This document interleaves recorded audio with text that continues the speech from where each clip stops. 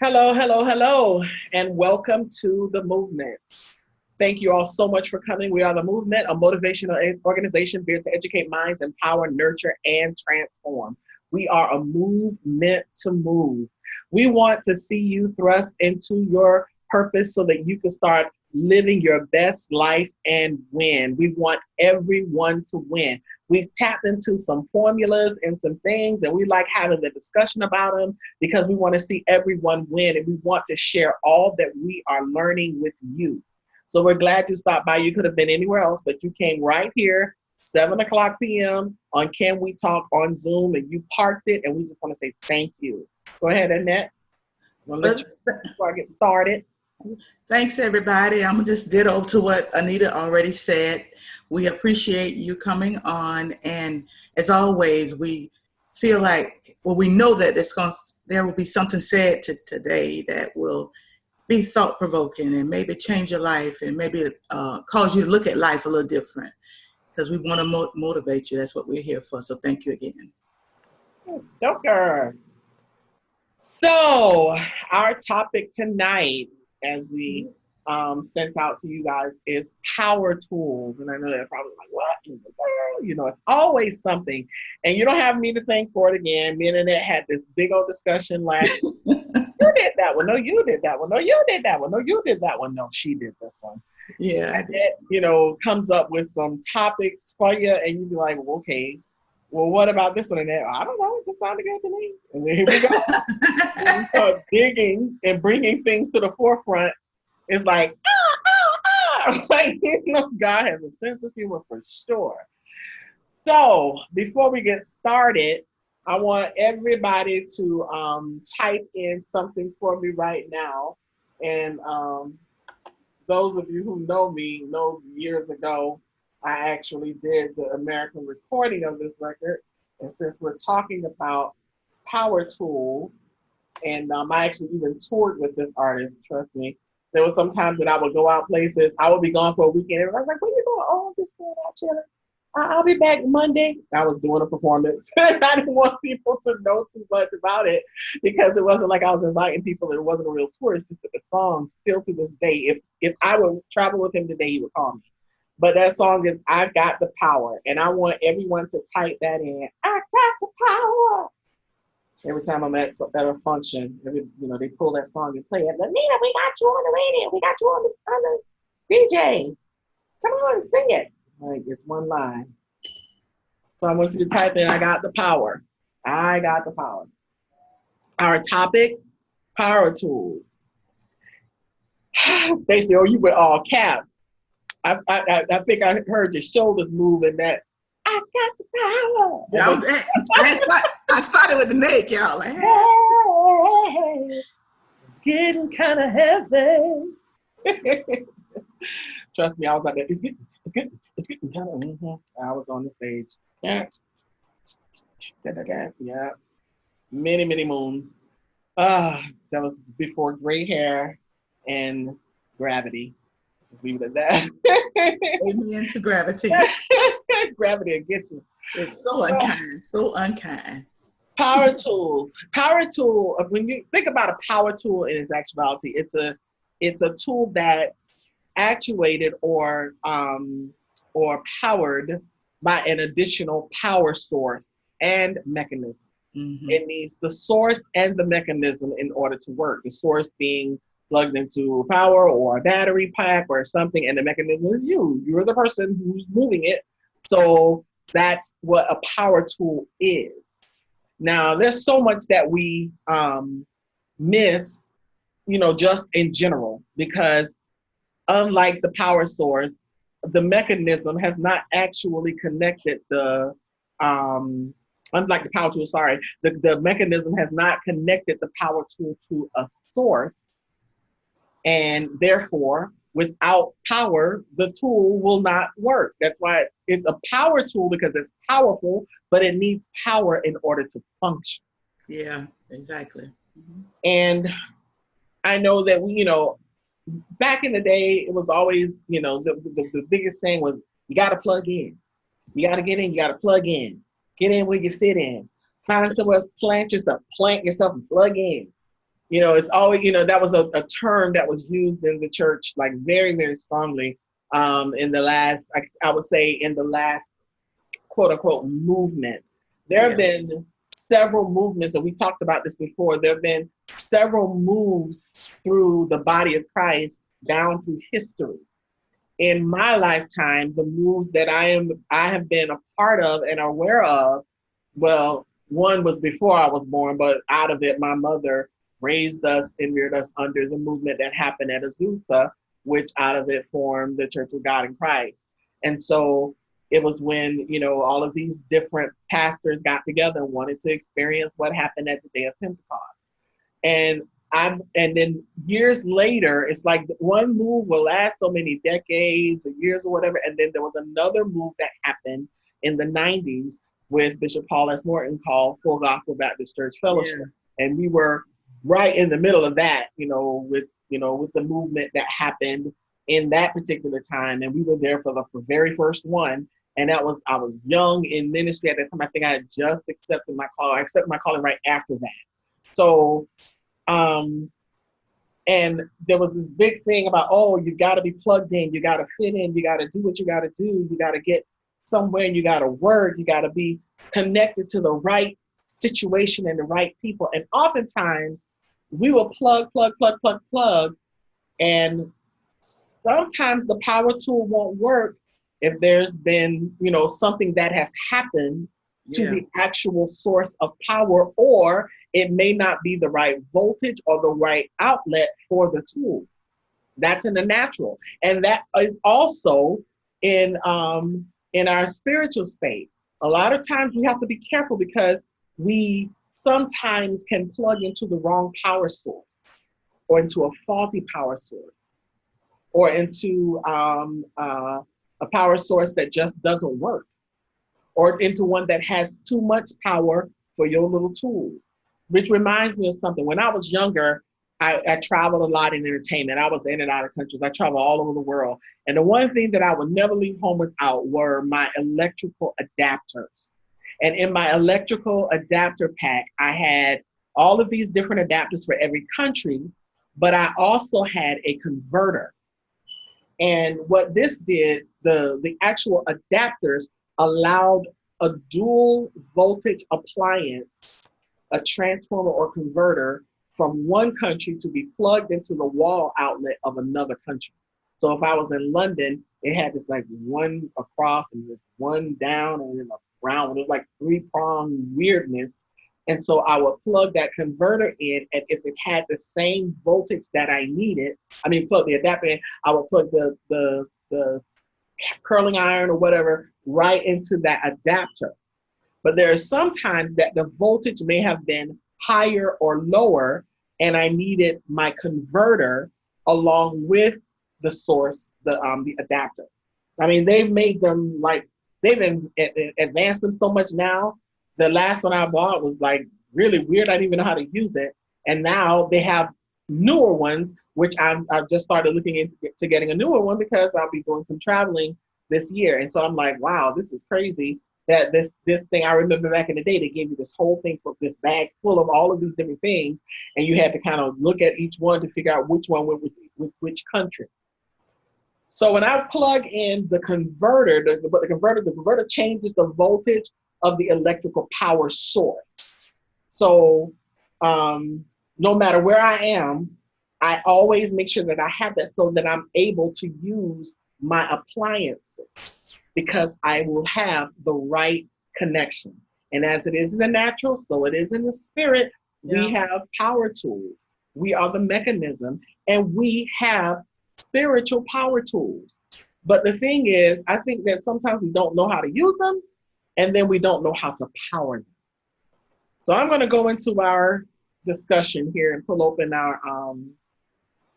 our presentation so that we can get this discussion on the road. I hope I got the right screen up because I have a knack for that. Okay.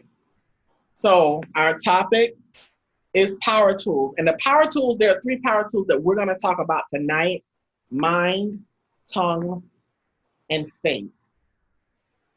Mind, tongue, and faith. Now that's enough right there. If we could get those three things together, Yes. I think we could do a whole lot of stuff. But we have to get our mind right. We have to learn to tame the tongue, and we have to learn to exercise our faith. A lot of times we'll have it, but we won't exercise it. And the Bible says faith without works is dead. You can have all the faith in the world, but if you don't put anything behind it, it's just going to sit there and you'll be old and gray saying, I'm waiting on the Lord. I'm waiting on the Lord. You've been waiting on the Lord since you were 20. And you just waiting and waiting, and God has given you everything you need. You just didn't put any work behind your faith. You believe that you could do it, but you put no work behind it. And therefore, a lot of times we miss so many things. We miss years. We miss powerful moves. Somebody was probably supposed to be the next TD Jakes and missed it because they're still waiting. They're waiting on this mystical, magical moment to happen when it takes work for you to believe what God showed you, for you to get it. So we have to learn to exercise our power tools. We are the mechanism. So I'm going to deal with tonight the mind. Now, oftentimes you've heard me say, this is really the source, the foundation of what we're doing, is that we're trying to change our mindset. We want to change the mindset of people so that you will utilize the power that you have here to make things happen. And to steal a phrase from Lou Rawls from back in the day with the Negro College Fund, a mind is a terrible thing to waste. I'm using a mind is a terrible thing to waste. We don't even use the full capacity of it. And I'm guilty. I'm guilty. I am so guilty because you know what? Most of the time, it's not because I can't. It's because I don't want to. And I had to make, some people that I know say that particular statement with me because I'm doing this transformational thing with weight loss and diet and exercise and changing your diet. And they're, oh, I can't do that. I can't do that. That's too hard. I just can't. I can't. I said, no, you can. You can do it. Just say what it is. I can't do that. I just cannot cut meat. I can't not completely. Maybe if I just do fish. But if I could just do fish, then I'll be all right. I said, well, you're not going to even do that. So you just have to put mind over matter. So just say what it really is. It's not that you can't. What is the problem? I don't want to. Exactly. So say that and stop saying you can't. Yeah, because whatever you put your mind to do, you can do it. Yeah, that's right. It's said that if a mother sees a car on top of her child, she's gonna find this strength from nowhere and lift that car off of that child, because that's the will of the mind. You want that car off your baby. So if you see a car on your child, you're gonna lift that car, or you're gonna be I was about to say passing gas and peeing. I was about to say the other words for that. Trying to lift that car off of your child. So you'll find the power from somewhere. But oftentimes we just don't. We just make it up in our mind. I'm gonna go here so I can make sure I mute everybody. We just make it up in our minds what we can't do. And we just tell ourselves we're not gonna do it, we can't do it, it's impossible, it'll never happen, and therefore we end up in a place of defeat. But I want you to read this first line here for me. I want all of you to read it. Just read that to yourself.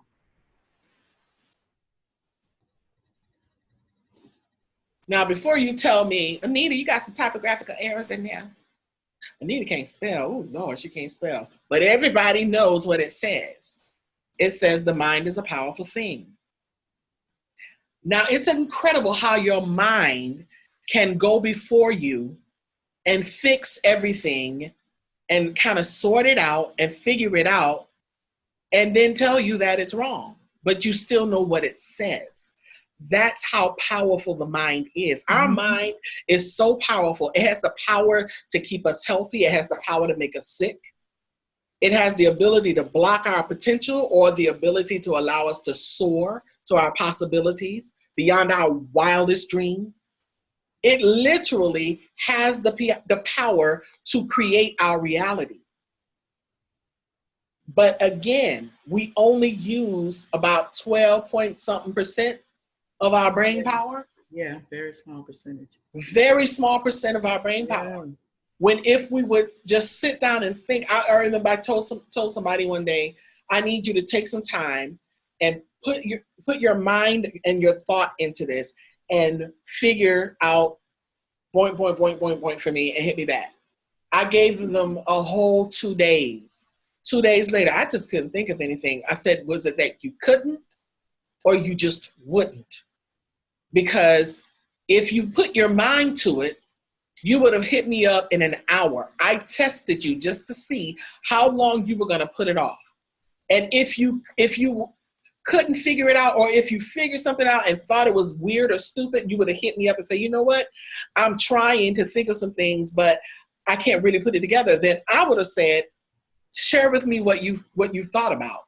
And I would have helped you think through it, but you didn't even try.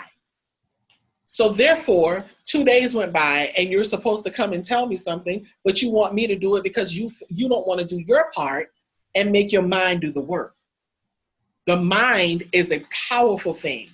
And I want us to get to the point that we start utilizing it and make it do what it's supposed to do. Mm-hmm. It's supposed to figure out stuff. It's supposed to create reality.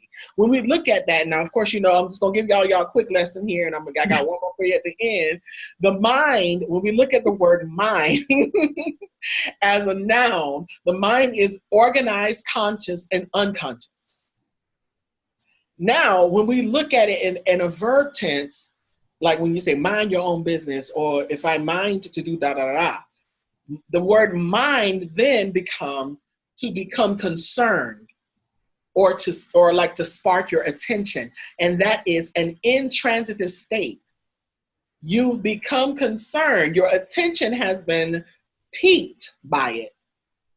But when that intransitive situation becomes transitive, which means that there is motion, that word mind then becomes to regard with attention.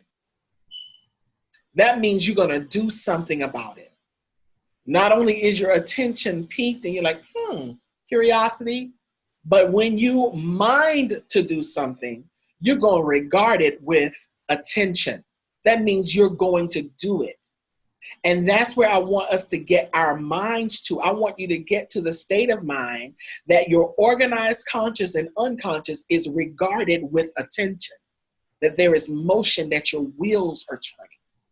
Because also in the mind is the origin of creativity. Yeah. Everything that we will ever have, become, do, be, everywhere we'll go, everything that we will do, it starts in the mind. You had a dream. Your dream became a vision. You envisioned the vision and you set the vision in motion and you went towards purpose, and purpose leads you to destiny. Yes. The origin of creativity. That's where it starts. So perhaps because something doesn't get off the ground is because you have not organized the thoughts in your mind. You have not put the power of your mind at work. That is the origin. The other thing is there's the incredible release that happens. Everything that we do signals through the brain. Wow. Everything. There's a brain signal that just told me to point. There's a brain signal that tells you to blink. There's a brain signal that tells your diaphragm to work so you can breathe. Everything triggers from the brain. That's why it's said that you have the power to make yourself sick, or you have the power to make yourself well. You can imagine that you're sick and get sick. Oh, I don't feel good. You keep telling yourself that long enough, you won't. That's why we have to be mindful of how we tell what we tell, like what we call our kids. Stupid, and stuff comes out of your mouth.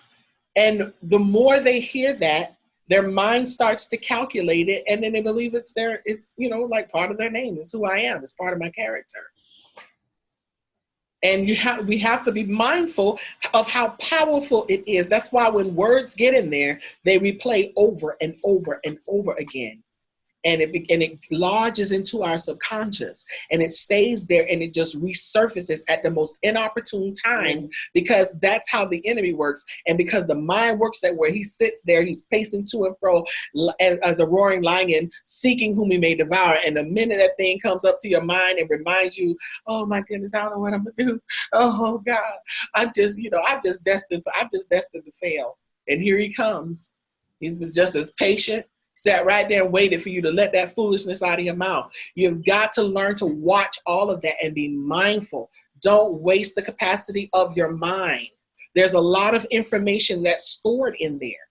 Our memory, everything lodges in there. And what we have to learn to do is to let God control the information.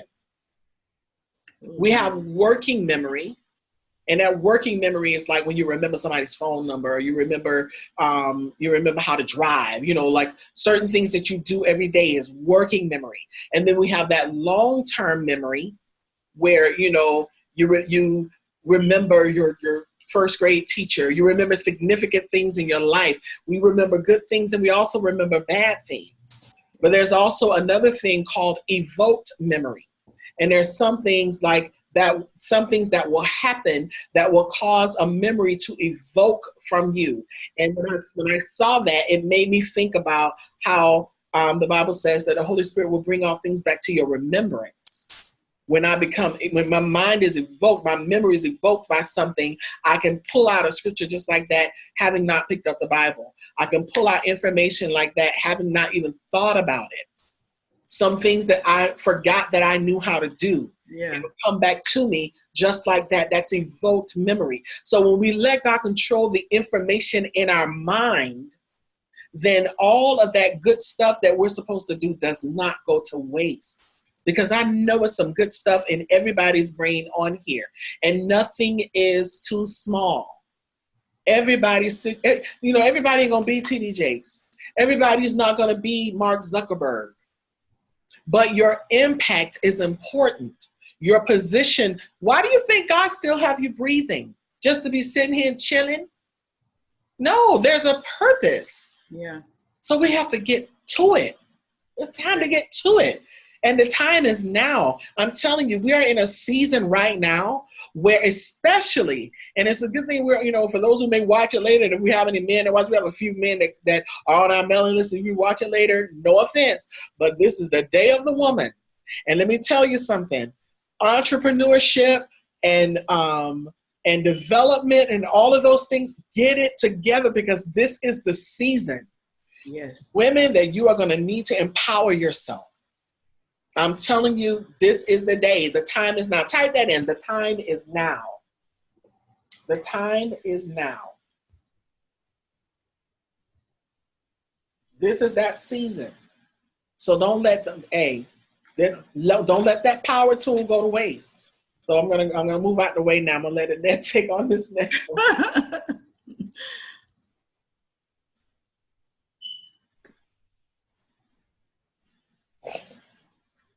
Now we'll be dealing with tongue twisters. Now we're not talking about a tongue twister like Peter Piper picked a pack of pickle peppers. Peter Piper picked a peck of pickle peppers. Pickle pepper. No, we're not talking about that type of tongue twister. We're talking about how you take your tongue and you can twist it and you can make situations good, or you can twist that tongue and you can make situations bad. So we're talking about tongue twisters. The first thing we want to look at is know your power tool. Know your power tool. Proverbs 18:21 says, "Death and life are in the power of the tongue, and they that love it shall eat the fruit thereof." Literally, the A part of that verse is literally, death and life are in the hand of the tongue. So you have the ability to speak life and death. So you have to know your tool. You have to know your shortcomings. You have to know what to say, when to say it, and how to say it. Because you're gonna, like Anita said, this is our year. So you got to take advantage of your tool. I know Anita do something called SNAP. This describes your ministry, describes your organization, or whatever. So you got to know your You got to know that if you flip at the mouth or you say things you don't have no business saying, and I dare say for those who curse a lot, because people who curse a lot, it flows. So you have to make sure that you know your power tool, you know your ups and downs, you know what you should and should not say. And that's something we need to work on, ladies, because we do have a tendency, some of us, to really say, I speak my mind, I give you a piece of my mind. Well, that's probably why you have crazy, because you already keep giving your mind away. You're already giving somebody a piece of it. So just be careful of what you say. And you have to ensure the power is turned off to the tool. Sometimes you have to turn it off. Mm-hmm. You have to turn it off. When you plug in a tool, you never, like if you plug in a saw, make sure that saw is cut off. So never plug in your tool and it's cut off. So be careful what you plug in, because sometimes we need to turn that tool off. That tongue, it needs to be turned off, and you have to be, and know there's power that exists in your tongue.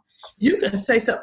Right now, there's some things that were said to me years ago. I still remember. Mm-hmm. Some was positive and some was negative, and I can say verbatim. It's amazing how we can remember the good stuff, but the bad stuff that really cut us, that stays with us. I remember somebody telling me, "You'll never be anything," and I almost spent a portion of my life trying to prove them wrong. But now I don't have a problem with that. I'm just saying, but that cut me deep, and I don't know why. I guess because who said it. So just be careful what you say. Know your tool. You know what you say. I know I'm flipping them out. I'm quick. And so I have to really sometimes be careful what I say. And I try to really think before I speak. Because if you speak and then think, sometimes you'll get in trouble. So make sure you know your tool. And also you need to keep proper safeguards in place. When you read the back of a box of an axe or some type of electrical tool, it gives you some safeguards. And one of the things that I saw, I was like, wow, this is pretty interesting. It was pull back. This means this: be sure to taste your words before you spit them out. That's a safeguard. What is that? Be sure to taste your words before you spit them out. Well, what did you call it though? Oh, pull back. Pull back. Pull back. So in other words, you got to pull back what you're saying. You got to pull back some of that venom that's going to come out of your mouth. So taste your words, because one thing about words, once you speak them, you can't take it back. You can say, I'm sorry, but sometimes you'll say something, you can look at people's expression, you're like, oh man, I shouldn't have said that. I'm very careful with my husband, because I will listen. I tell him what I want to tell him, but I have to make sure that I pull back and taste my words, because salty words versus sweet words. Yes. So make sure, be sure to taste your words before you spit them out. And then next is restraint. You got to use restraint. Mm-hmm. You can change your world by changing your words. Let me say that again. You need to use restraints. You can change your world by changing your words. So use restraints. You can change the environment. You can change the situation. You can, like what we do. We when we speak positive, where we're a motivational organization. So what we do, we speak to the world, and we're speaking the world by speaking to you guys. Our prayer is that we're changing with our words. So in other words, you can change your world by speaking the right word. So be careful. So we try to make sure we don't say, like Anita said earlier, oh, you can't. No, yes, you can. So what she did with that person, she spoke into their world. And with the words she used, changed their world. So it's amazing that a tongue that's probably weigh about 2 or 3 ounces, I don't know, that you can use it to speak positive or you can use it to speak negative. And then next is safety control. Words are free. It's how you use them that will cost you. Again, safety control. Words are free. It's how you use them that will cost you. There are some times you will speak, it will cost you dearly. So make sure you use certain proper safeguards and put them in place. Put them in place, ladies. When we want to tell somebody off, remember, pull back. And I know sometimes, Anita, I have been like, I want to tell somebody off so bad. Ooh, Lord, but I love that taste your words comment, because, it's the truth. It is true. Before it comes out of your mouth, what it's going to be, what it's going to impact. And if you take a second and taste it, and like, no, that's too bitter. That's too Yeah, bitter. that don't taste good. And you do know we use words to cut people down. We do. We really do. We really do. Yeah. Oh, yeah, girl. That's so cute you got, but yeah, you know, we've already come and we'll say something positive, and like 2 seconds later, some negative coming out of our mouth. Don't let anybody tick you off. Yeah. Yeah. When somebody ticks you off or rubs you wrong, oh my goodness. Oh my gosh. All kind of bitterness begins to form. I would wish I would just go ahead and just hit you. I'm very slow to speak. I am when it comes to that. I'm more calm when it comes to that. I can watch my mouth a little better. Yeah. But when I pop off, when I get there, when that fuse get me. But I know somebody on here whose fuse is very short. And you know why you have to be so careful? Because I remember one time at Mount Carmel, Anita, I went off on this lady. Oh my God. And once it started coming, it was just like it wouldn't stop. I just ripped up, and then when I stopped, all of a sudden it hit me. I said, oh my God! And this was an older lady, and I always respect people, but she was one of those ladies that always was so negative. But that didn't make it right for me to go off on her. And that thing bothered me after I did it. So now, if somebody says, I just look at them a lot of times. I don't say nothing. Because I'd be like, okay, you don't want me to say nothing because I'll let you have it. And so, but we got to taste. We got to use restraint. We got to, because we don't know where we're going and we don't know where God has taken us. And, all it takes is you to go off on the wrong person. Let me say this and I'll move on. I was reading on social media it was a black lady. She was parking. She was waiting on this parking space, and this guy cut in front of her. And he called her a derogatory name, and he shot a bird at her. So he was actually coming in for an interview. Guess who was the person that was interviewing him? That person that he cut off, called her a name, and then, so he didn't get the job. Whereas if he could have tasted his words and, maybe say, because she had been waiting, he cut in front of her, maybe he had tasted words, so now he lost a job because he didn't get the job. Mm-hmm. So we had to taste the words because we don't know, where we're going. Mm-hmm. And plus, we want to speak. We want y'all. Can we talk? We want y'all to be energized. So that's why certain words we do not use. And so you make sure you have proper safeguard. Also, never use in an explosive area. When I was looking up this, I was looking at a saw, and it was saying that you don't use a saw in certain areas, and they used three things. They talked about danger, what happens with danger, a warning, and caution. Now the danger, this signal word must be used if death or irreversible damage is done.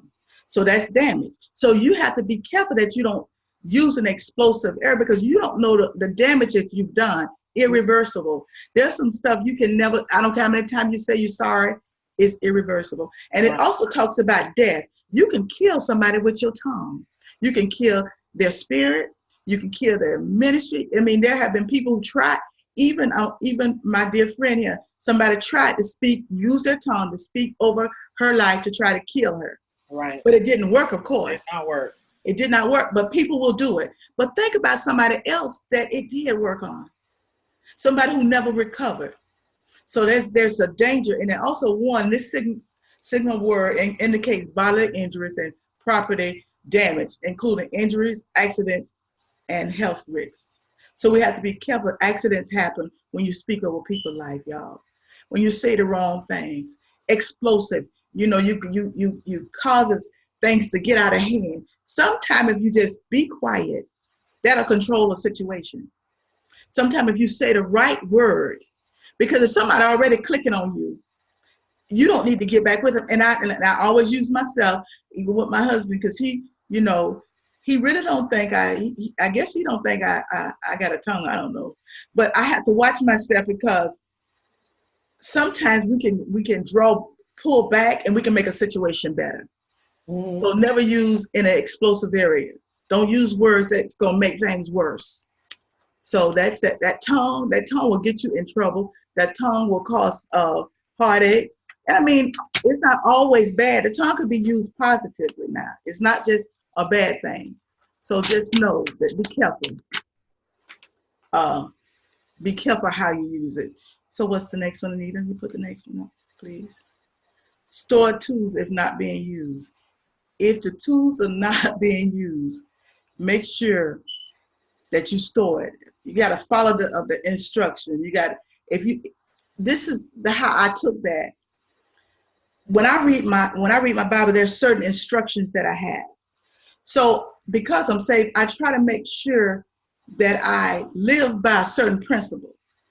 You know, I make sure that I clean off my tools. I make sure I try not to be so harsh, and I try not to hurt people. So I store tools in a proper place. I store my tools because even though it's in my heart to say it, I don't say it.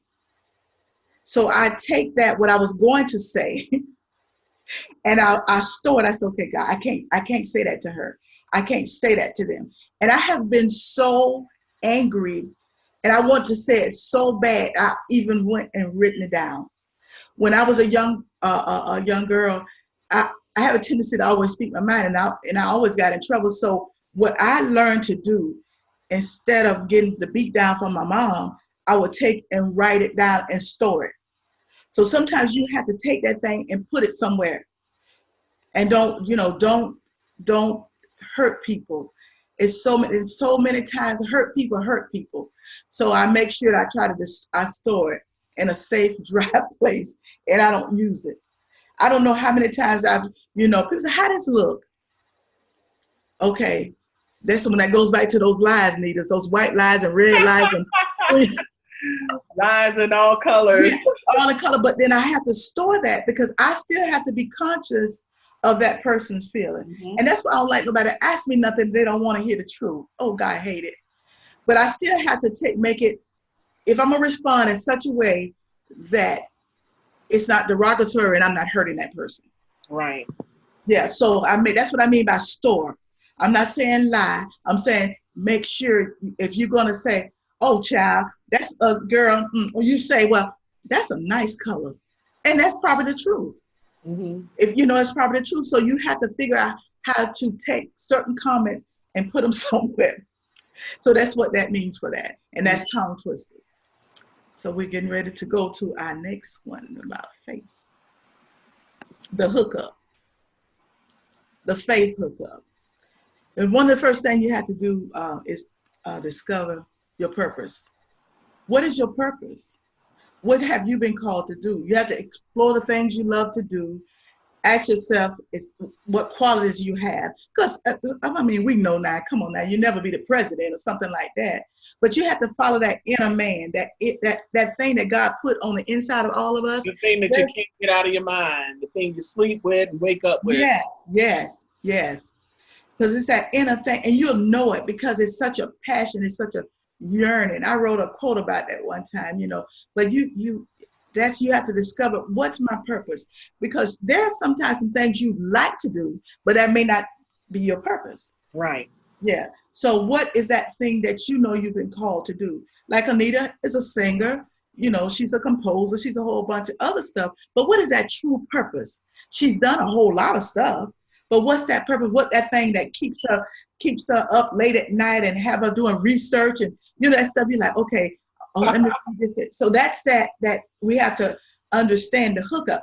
And what I mean by the hookup in faith, it means you need to plug into that thing that purpose that you've been called, that you believe you've been called to do. So how especially a lot of us, we always want the hookup. A hookup means we want something for nothing. But in this case, or either we want something at a reduced rate. We want the hookup. Girl, I get the hookup. No. But in this case, we mean hooking up to your purpose, finding out what your purpose is, doing your research, doing whatever you need to do. When we do this week after week after week after week, we do our diligence. We study. Okay, I do come up with some crazy topics sometimes, but then we have to take those topics and make them relevant to so that you will understand what we're talking about. So discover your purpose, but also strengthen through trials. There's going to be some stuff that causes you some heartache and some disappointments. When you look at your phone, like sometimes I forget to plug up my phone. And so the battery is drained. And that's how we are. So what we have to do in order to get this phone up and running again, you got to plug it back up to the source. Now, that's how it is in the natural too, because sometimes our battery is drained. Sometimes we don't know what to do. We don't know which way to turn. And so what we have to do, we have to stop for a minute. We have to plug up to the source. Matthew 6:33 says, seek ye first the kingdom of God and his righteousness, and all these things shall be added unto you. So sometimes you have to stop, look, and listen. We have to say, okay, I'm going through some stuff now. Let me stop and get re-energized. Let me plug back up. Mm-hmm. Because this trial, this situation, this heartache, it causes, once I've gone through it and I plug back up to my source, which is the Lord, it gives me strength. So in this trial, I get my strength. In this heartache, I get my strength. In this disappointment, I get my strength. Because I plug up, I got to go through. That's just life, y'all. There's some things you just got to go through. But then I go through it, and in fact, I try not to ever unplug. But if I do, if I am drained, if my battery is drained, if I blow a fuse, sometimes we blow a fuse because we got too much stuff going on. You're plugged up to this, you're doing this, you're doing that, you're doing this. And all of a sudden you blow a fuse and you can't go any further. Right. So you have to stop and get plugged back up. Change the fuse, do whatever you have to do. So you got to get hooked up to the source. So your strength comes through your trial. Your strength comes through your situation. So you have to allow yourself, if you're going through a heartache, allow yourself to grieve for whatever your loss is, but stay hooked up. You got to be patient while you're going through, but stay hooked up. You have to focus on positive, but stay hooked up. So through your strength, through your trial, you gain strength. So I don't know about you, Nita, but there's been times that I really thought I couldn't make it. And I look back at my life, I look back at a situation, that trial gave me strength that I would have never had otherwise. Definitely. If I hadn't walked through some stuff, mm-hmm. I'd have never been the woman I am today. Mm-hmm. You started to say something, Nita? No, I was just agreeing, definitely, yeah. Because you connected, your power source was good. And you were able to utilize your tools to keep moving. Yeah. You were able to take that drill, you were able to take that jackhammer, and you were able to plow through whatever situation or climb or crack open whatever situation that was in front of you because of the power source. Yes. And you thought at the time that you weren't going to make it. Yeah. But it gave you more power. Yeah, you power because the jackhammer breaks stuff up. Mm-hmm. But eventually you break stuff up and they haul it away because what they do when they redoing a building, that jackhammer go and break it all up, you'll haul it away, and then you get newness. Newness will come. And so that's what it is. In your trial, y'all, whatever you're going through with your business, your organization, your whatever, just know that if you're going through something, it's just only giving you strength. Mm-hmm. And every time you go through something, it builds you up more and more. Mm-hmm. So you got to hook up to the source. And also next is a pathway to discover your solution. We're talking about faith. Because when you have faith, it's like giving you the pathway to get to your solution. God uses your problems to direct you because he's trying to direct you somewhere. God uses your problem to inspect you. People are like tea bags. If you want to know what's inside of them, just drop it into hot water. God uses your problems to correct you. So there's some lessons that you have to learn along the way. So that's what faith you learn is. God uses this to protect you. He protects you along the way. God uses this to perfect you. We have to go through a season of perfection. So the pathway to discover your solution is through faith. We have to walk through those things. And everything that you walk through with the faith, it causes you to get stronger and stronger. The pathway causes you to discover solutions. Whatever you're going through, I promise you, if you stay hooked up to faith, if you stay on this pathway, you're going to get a solution. Solutions is not always what you want, but a lot of times solutions is what you need. So stay hooked up so you can get direction, inspection, correction, protection, and perfection. It's all for your good. Because eventually you're going to look back one day and say, oh man, thank God for my faith. Because of my faith, I was able to walk through. And I got a solution to this problem that I have. So if we were talking about businesses, we've been talking about all along, but sometimes you have to change the way you do things. But stay on the pathway to faith. God will give you what you need. And next, and finally, without it, you can't please God. The Bible says, without faith, it's impossible to please him. So we want to stay hooked up to faith. We want to know that we can do this, y'all. Regardless of what you're going through, if you stay hooked up to the source, you're going to get power. Because if I plug my phone in, I'm going to get power. But if I leave it unplugged for any length of time, eventually the signal will get weaker and weaker. And so if you hook up to faith, your signal will get stronger and stronger, regardless of what you're going through. So stay hooked up. Discover your purpose. Get your strength through trials. Pathway to discovery for solution. And know without it, you can't please God. That's your hook up, my sister and my brother. All right, then. Now, I want to go to talk about making sure that you have the right connection. Because with all of this, getting your mind in the right place, taming your tongue, and making sure that your faith is in check, that you are exercising your faith and that you have the hook up there. All of that helps you make sure that your connection is right, that everything is aligned, because there's nothing you can do without proper connection. There's nothing we can do without proper connection. We can try to out-God God all we want to, but we will never out-God God. Like we've said so often, a lot of times we'll look at our vision and we'll look at our dream and we'll try, God is saying one thing and we were like, okay, no, okay, God, hold on a second. Let me take this is how we do it, right? So we're gonna take this and we're gonna move this over here. I know you said not to do that, but I know I can handle him, so I'm just gonna leave him right there. That's right. He listened to me, because so I know I can take care of this. I can make this happen. So you don't have to worry about him. So we tell God how we're going to handle our situation. Yes. So therefore, we're not proper connected. And yes, Stacey, it is costly. It is so costly when we don't follow the right protocol, because there are some things that can happen when we don't have proper connection. We can burn our tools out. We can short them out. We can blow them up. When I didn't have, I learned my lesson about using my appliances with the wrong connection. I plugged my dryer in at the hotel in London without the converter, and not even reading the conversion. I blew out not only the electricity in our room, but in the entire hotel. Oh, my. And they knew what room it was because they came straight to our room. Did you use the appliance?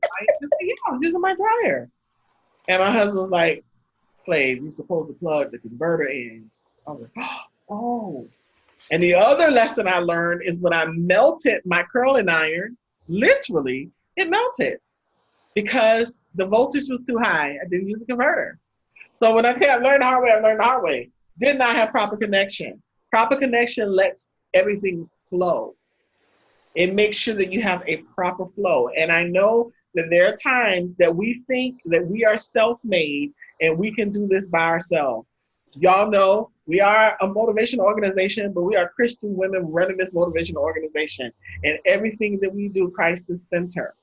We follow the protocol of what God says over our lives. Otherwise, there's nothing that we can do. None of this, we wouldn't even be having this discussion if Christ was not at the center. So we make sure that our connection is proper. All Stacey say, done before, paying the price right now. Costly, just doing doing it the way you want to do it, doing it the way you want to do it. You know what, God, I got this. I'm just gonna plug this in. See, it's all right. See, it's working. Ooh, on there melting. And that's what happens to a lot of our stuff. We have good ideas. But the thing is, what we've done is that we've tried to be the visionary for the vision too. But when God gives you the vision, He's the head visionary for you, for your whole life. He wrote a book about your life before the foundation of the world. So if He's the one who did it, when you step up in there with your little vision, you're creating the vision. And there can only be one in order for things to line up right. It's the vision that's been given to you. But we try to do it our own way. We go ahead and make a two-headed monster, and then it goes nowhere, because until we understand that according to what God has given us, a vision in our house is what God lined us up to do. Now, when we allow somebody else to come in, make sure your proper connection is working, because somebody else can come in and add to the vision. Because in my house, anybody else that comes in with talking about my vision, it's an idea. It's not a vision. Because number one, here. So if you're coming into the Anita Faye Wilson brand with some stuff, then you're bringing me ideas. I welcome ideas sometimes when I feel that they're within reason and when I feel that it's from the right place, because I'm going to discern it. But otherwise, it's an idea. You can keep your ideas.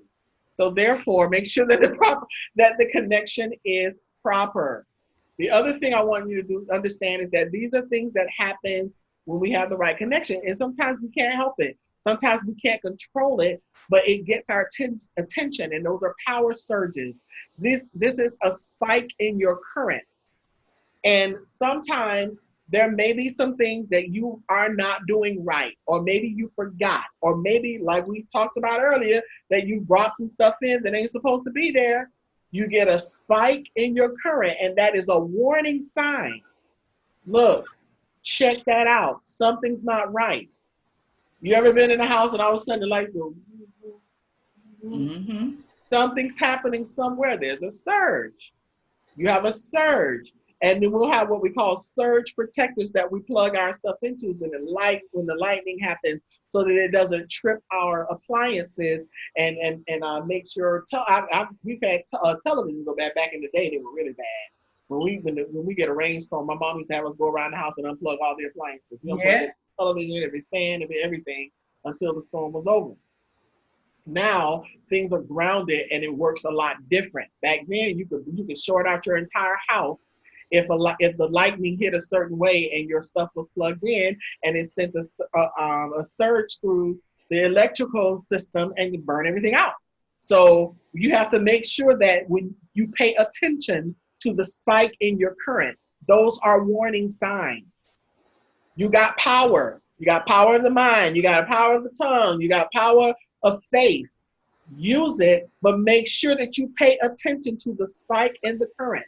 That is something telling you to get it right, or check the connection, check the condition. Something ain't flowing right. Another thing that happens are power outages. This is the failure to flow through because of outside components or lack of attention. A power outage can happen because, and when I'm talking about lack of attention, I'm talking about personally, from a spiritual standpoint. Power outages can happen when you have not paid attention to the conditions on the outside. They're going to happen. Pay attention to what's going on around you. There's nothing, there's one place I know all the time. We don't know if it's raining. It could be a hurricane outside or a tornado. We will never know. And that is in the recording studio, because it's so closed and soundproof and everything else. You have no idea what's going on outside. That's why when I'm in the studio, I take a moment and I go outside and check the surroundings. I'm going to know what's going on because I'm closed in. And we keep the television on the news and on certain things. And sometimes I have cameras on the outside so that you can see on the television what's going on, because you have no idea. And sometimes we're so disconnected that we have no idea what's going on right under our noses. And all of a sudden a power outage comes and we have no power. And then we went, oh my God, it just blindsided me, it just caught me. No, you got to pay attention to the weather conditions. You got Yeah, to pay that's attention it. to what's going on around you, because there are several warning signs. You had the spark in your current, but you didn't pay attention. Pay attention to what's going on, because your tools are only functional if they are connected. And when there's a disconnect that happens through your prayer life, through your meditation life, through your affirmations, through your work ethic, through your reading, through your time consciousness, procrastination, there are all kinds of things that get you disconnected from your source. And when you disconnect from your source and you experience the power outage and you're not prepared for it, those consequences can be detrimental. People prepare for a hurricane, prepare for tornadoes, prepare for, you just don't know what's going to happen. And if you are without power, there are a whole lot of things that you could normally do that you can't do. You have no light, you have nothing. You get like, what am I going to do? I have been, sometimes kids just don't think. I've been in the middle of a hurricane or a power outage. I had power outage in the studio one day. A couple of the kids came in and those electrical lights were in. A couple of my students came in and they were like, what happened? I said, just the power outage. It's supposed to be back on at like 2. It's in the area. They were like, oh, so the Wi-Fi doesn't work? And then they were turning on light switches. I'm like, what are you doing? I said, there's a power outage. Oh, I don't know what I was thinking. So we can be just that disoriented when our tools are not working. Can't get your mind together. Can't get your mouth right to save you. Like, oh God. Can't get your faith. You ain't believing no more. Everything starts to melt down and break down because there's no power. But when you're plugged in right, or when the power is stored up, when you have charged your power tools, a power outage can come and you still have power until the power connection is made again. Because there is a day that comes called restoration. And if you are not prepared for the outage and you have not charged your battery and you don't have your backup support and you don't have everything in place, you'll be so lost until the power returns. Oh, I don't know if y'all caught that, because that's something that's very, very powerful about this to me. Because when your tool, when it catches you off guard and you're not charged up, let your phone be on 1% and you lose power. How mad will you be? We act like we can't live without the cell phone. Yep. Let your phone be on 1%. And all of a sudden, flip. And you don't know when that power will come back on. I bet you wish you would have charged your phone. I have a bad habit of letting my phone get down to 1%. I usually don't do that. And especially sometimes I'm not thinking, and I'm like, gosh, I have to leave here and go to my client, or I have to go somewhere. And sometimes I have to take extra time and sit and plug my phone in and wait about 20 minutes on airplane mode until I can get at least 20% to get where I'm going. So I have made it my conscious decision to make sure that I be mindful of when I have to leave or what I have to do to make sure that I charge my phone when it gets down to a certain percentage. Because you never know what can happen around you. Power could go, and until power restores, you have no battery. And you can't function. Your mind can't function. Your tongue can't function. Your faith has wavered. But power restoration is a great thing. And I'm going to give you one last lesson before I stop talking. I want you to look at that word power. When you look at the word power, power means to move about by means of motive power. To move about by means of motive power. And the funny thing about this, the reason why I'm laughing, and I get so tickled about the transitive and intransitive verbs more so than anybody else. I'm so tickled because it's intransitive. Because it means to move, but by means of motive power. So if there's no power, it ain't going nowhere. So it's just power without motive power. Y'all didn't get that.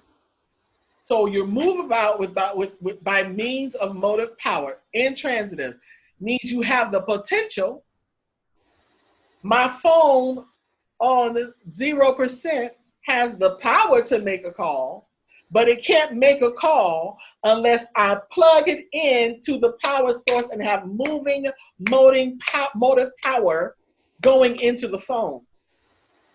But when it's restored, transitive, it is put back to use. So the power potential is put back to use or emotive power because of restoration. And that's what a lot of us need to do. We need restoration in our lives because our mind and our language is bad. We speak defeat. We talk it down before it happens. Our faith is weak. But we need power restoration. We need the ability to move by means of motive power, power that has movement, that is going to do something, that is going to create some type of energy that's going to give us everything that we need to function. And it's going to put us back to use, restore, to put back to use. And that is the power of restoration. That's the right connection. And that's what we want for everybody here today. We want everybody to have the right connection. Get up from that dead state. Understand, we are 1/10 consciousness, 9/10 unconsciousness, subconscious, and super subconscious. We have more, we're like an iceberg. There is so much of us that's under the water, so many things, so much information, so many things that we've stored up, all of this stuff, but at the surface is 1/10 of our, and that's our consciousness. But there's so much stuff back there that we don't put to use because we don't utilize the power of what's beneath the surface. There's a lot of stuff down there. You've been learning from the day you were born. Every day that you have lived from the day you were born to now was designed for the purpose that you are supposed to be walking in. Are you walking in it? Are you walking in it? Hello? Hello? Are you trying to get cut? Because I'm telling you, I feel, I asked God, I'm like, did I miss it like a long time ago? Did I really miss it that bad? Because I wish I knew now what I knew. I wish I knew at 20 what I know now. I wish I had the sense at 20 that I have now. I guess you can't always just have everything. But if I had the sense at 20, would I have done what I needed to do, or would I have been too pig-headed? And I appreciate how God is able to do exceeding abundantly above all that we could ask or think, according to the power that's at work in us, and that He also will make all things work together for our good. Yeah. Because even if I missed stuff along the way, God has a way of making everything work for your good when you get your mind together, when you get your act together. And when I got to the point that I turned 50 and started really looking at purpose in a different light, because, things change with seasons and age. And when God spoke to me about what I'm supposed to be doing in this season of my life, I started looking back because I know how it works. I'm like, everything that I've gone through my life was designed for this day. Exactly. Everything that I've experienced, everything you've experienced, Annette, from all the way back then to now that you turned 60 recently. Hey, all of those 60 years of living and surviving and raising your children and going through, and depression and restoration and salvation and all of the stuff that you've gone through is designed for now. So what are you doing right now? That's a question I want y'all to answer. Tell me what you're doing right now for your purpose. I'm going to give y'all a minute.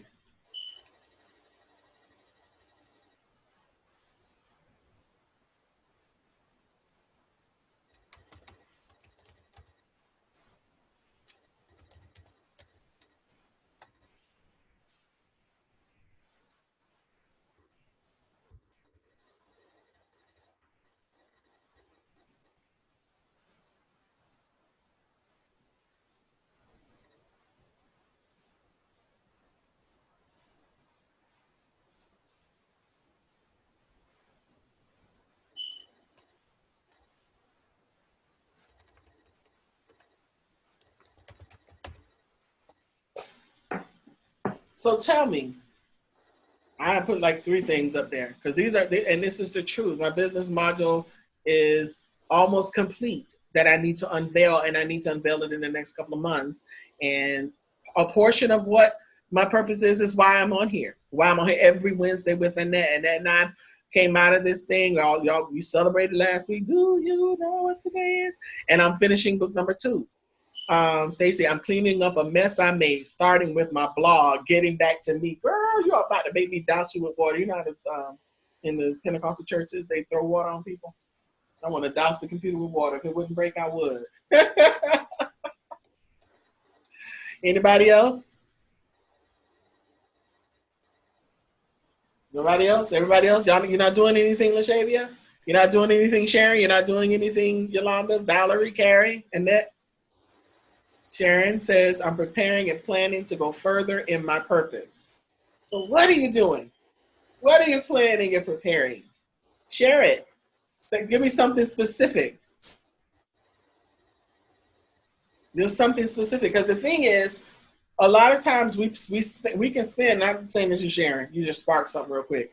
But a lot of times we spend so much time in preparation mode that we don't get it done. I've done that. I did that with somebody, I would say it had to have been 11, 12 years ago. Oh, goodness, longer than that. 17 years ago. 17 years ago, this person was supposed to start something and didn't. And felt the mandate at that time to do it and didn't. And kept saying, I'm waiting for the right moment, I'm waiting for the right moment, I'm waiting for the right moment. And then the other day they called me, oh my God, oh, I got to do it. I got to do it now. The time is now. No, the time was 17 years ago. You're catching up, and you guys still got a lot of catching up to do. I started writing again. Yay, Yolanda started writing again about my life, actually. Excellent. Excellent. Girl, write it. Don't stop. Keep moving. Get that mind working. Your mama talk all the time about how smart you are. Mm-hmm. Smartest child she got. You know, quiet people smart like that. You know, Yolanda quiet. See my lips moving, and you hear a little bit of murmur down. That's Yolanda talking. Oh, all right. Her lips don't even move.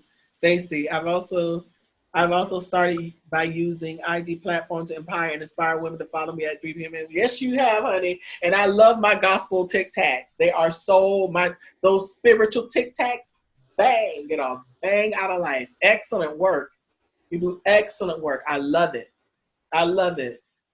It is amazing. Let me tell you, there's a lot of things that we have on the inside, and we don't really like. I don't think we give ourselves enough credit, because our mind has created stuff, but we have not actually brought it out to the surface because we're afraid of it. We're afraid of the power that we have. We're afraid of it. I think we're afraid of it, number one, and we're afraid of what other people might think about it. I don't care what nobody think about nothing I do. I'm just crazy like that. I really don't care. Call me crazy, call me a fanatic, call me whatever, but I'm going to show up every Wednesday. I'm going to be up doing my PowerPoint presentation, and God knows sometimes this PowerPoint be driving me crazy, but I'm going to make it special each and every time. Why? Because it's important. It's important that we share this information with you all. It is a mandate. We don't have a choice. We don't have a choice, and we have to keep moving. And that's how you have to look at your purpose that way, that I don't have a choice. This is something I have to do, because if I don't do it, it's going to drive me crazy. I'll never get sleep, and I'll be up every morning thinking about it at 5 o'clock. I wake up sometimes 5:30. I'm like, why am I up? While I'm up, I might as well start doing some research. I might as well start getting some information. I might as well start working on a picture for PowerPoint. And that's what I do. Sometimes I'm laying in my bed at 5:30 a.m. Everybody else is knocked out. The dogs, Carrie, everybody's asleep. And I'm up and looking at my phone or my computer, working on something. So, and nobody else has anything to share that they're doing. Are you typing, or are you just, because I keep looking at you like you've got to type something. Somebody type something. Oh, that's Sharon. I'm putting recipes together and putting together and then taking pictures of my, oh, go ahead. I put the recipe down on paper and then I cook so that I can see what I put on paper. Nobody do it, girl. Take your pictures. Take your pictures. And then you wrote something? Oh, I was just saying, tell us. Oh, you were saying yes, Stacey. Oh, I know. I thought it was somebody else saying yes to you. Oh no, I'm all late. Well, that's excellent, Sharon. See, now that's specific. See, that's the kind of stuff that's going to take you to the next level. Now you have a picture. You can say, see, this is what I accomplished. Mm-hmm. This is what this recipe looks like. And then you can go, this is what it tastes like. Hey, Sharon. Yeah. All right. Okay, well, I'm going to stop the recording right now.